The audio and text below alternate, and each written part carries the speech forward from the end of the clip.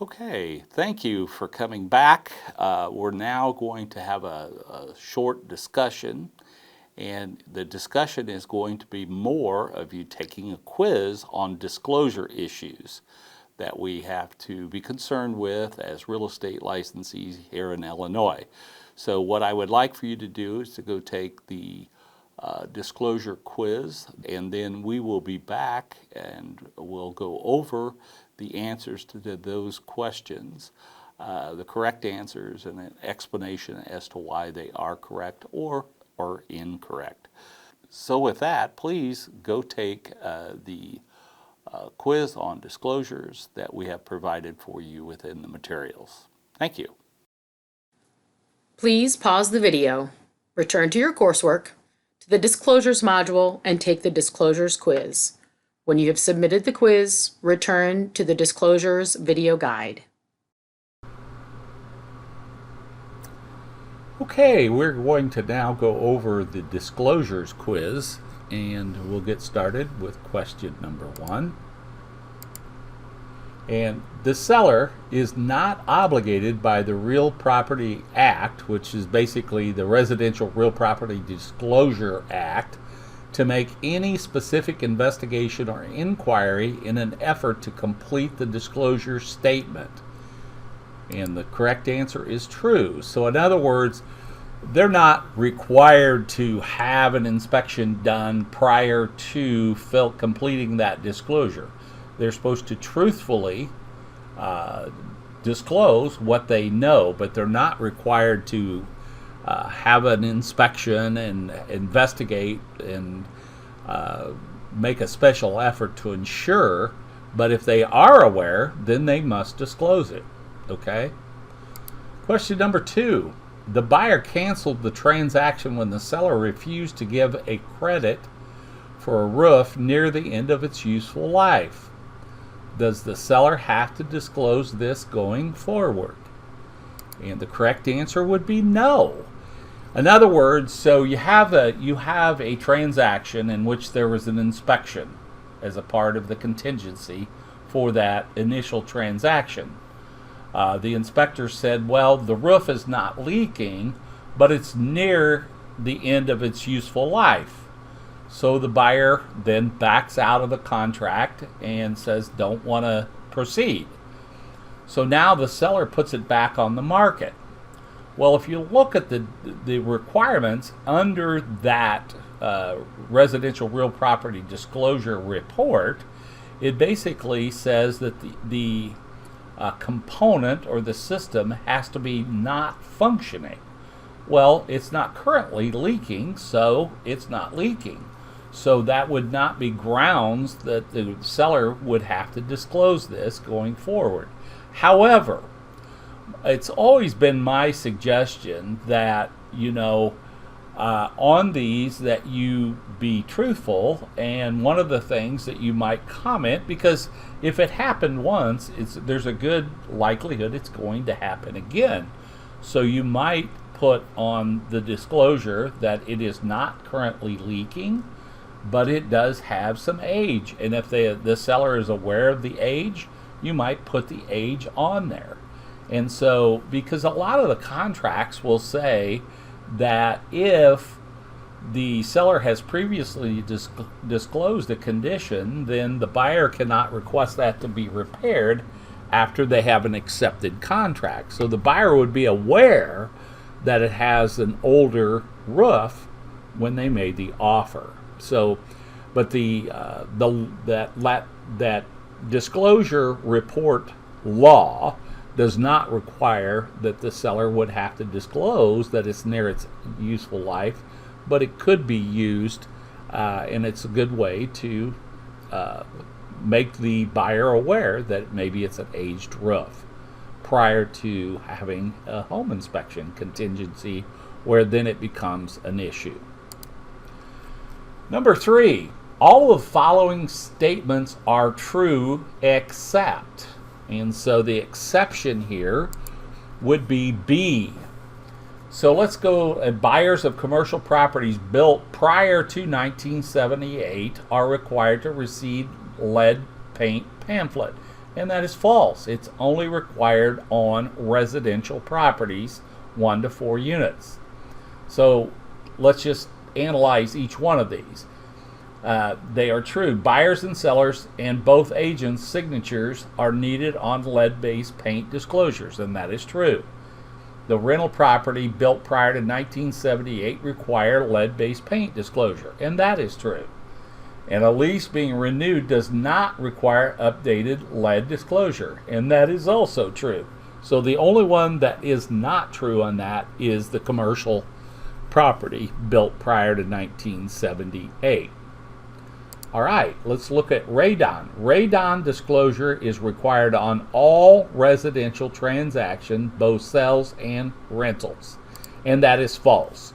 It is required on all residential sales. Now there are some exceptions to that, and but the on the rental side or the leasing side, the only requirement for this disclosure to be made on a lease to a tenant is if the landlord is aware that it had been previously tested high for high levels of radon gas, above 4 picocuries, and I think it's 1,000 or per million. I'm not a scientist, but if it had previously been tested and had tested high, and the landlord had done nothing to remediate or mitigate that situation, then they would be required on a new lease to disclose the fact that it had tested high at one point in time. And that's the only time it would be required on a lease or a rental. Okay, number 5. If the seller has not lived in the property for the past 12 months, they do not have to complete the real property disclosure form or the residential real property disclosure report. And the answer to that is false. Even though they may not have lived in it unless they were otherwise so exempt from making the disclosure, they would still have to complete the form with to the best of their abilities or their knowledge, and give that disclosure to the buyer or potential buyers. Okay? Next one. A listing agent is required to disclose the previous owner committed suicide in the home, knowledge that the leaky roof was repaired just 2 months ago, knowledge that the electrical work was not completed to code, and all of the above. The correct answer is knowledge that the electrical work was not completed to code. Okay? So in other words, we have a requirement under the license law that we have to disclose all material latent defects. So if the licensee, the listing agent, was aware that they had a problem with the electrical system and that there was work done on it but was not completed to code, then it could be a problem. So they would have to disclose that. All right? Number 7, the buyer agent should disclose, and the correct answer, and this is the buyer's agent, so you want to make sure that you understand this issue. Under the license law, and the correct answer is all of the above if the agent were aware. And I guess the other thing you would have to quantify that would be that because you are the buyer's agent, you should act in a fiduciary manner to their best interest. Now, this is kind of an interesting situation, because the license law basically says that no action can be taken, as far as the license law is concerned, against a licensee for failing to disclose these non-material issues. Okay? But if you have a client that says, I don't want to live in a home where there's been a suicide or a murder, I've heard that it was haunted and I don't want to live in a haunted house, or that there was a registered sex offender just 2 doors away. The point being, along with the fact that if you are a realtor, the code of ethics would require these disclosures to your client. So this is kind of a catch-22, but it isn't. Because the only time that this would really become an issue is if you were a dual agent. And I think if you're a dual agent in a situation where you may be aware that, because you may have a seller that says, hey, you're not required to disclose that my ex-husband committed suicide in this house, so I don't want you to disclose it because it'll hurt the home sale. Well, now you're in a different situation. So it's really, and that's why we bring up this question, because we really have to look at things from an ethical standpoint and a license law standpoint, because many times there can be a difference. I shouldn't say many times, but sometimes there is a difference. And it all depends. If you are just representing a buyer and you're aware of these things and you know that they don't want that type of situation, you should disclose it. And the Code of Ethics with the Realtors would require it as well. All right?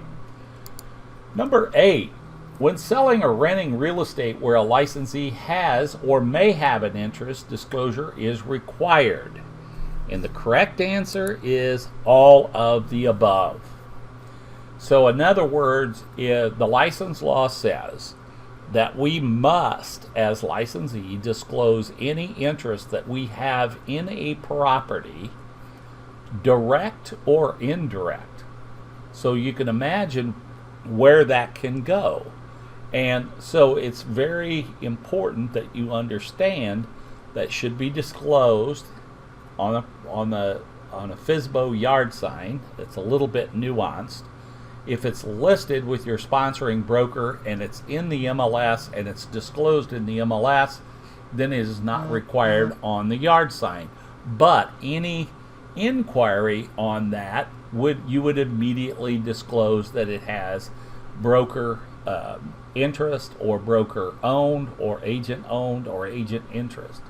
And obviously on the MLS forms, that's what they're talking about here, on the property data forms accessible to consumers, or on the contract or the lease. Okay? Number 9, license law of the code requires disclosure of cooperative compensation policies. This includes, and the correct answer is all of the above. So the percentage of sales price or the amount of compensation to be paid to the cooperative broker. Okay? Any fees to be deducted from payout for any reason. So in other words, if there's additional fees going to be charged to the consumer, you have to disclose it. And commercial and residential transactions are all included. So that would be correct on all. So basically you have to disclose your compensation and your policy on cooperating with other brokers. Number 10, a licensee, a managing broker and a brokerage may be disciplined for incomplete disclosure and or lack of required disclosures. And the correct answer is true, because you have a fiduciary duty to make sure and ensure that your client is aware of any of these disclosures, and not that you tell them how to disclose it, but that you, or assist them, but you make them aware and make sure that they are complete disclosures. You can now close the Disclosures video guide, return to your coursework, and go to the Escrow and Earnest Money module. Read the page on escrow and earnest money. After you've read that page, begin the Earnest Money and Escrow video guide.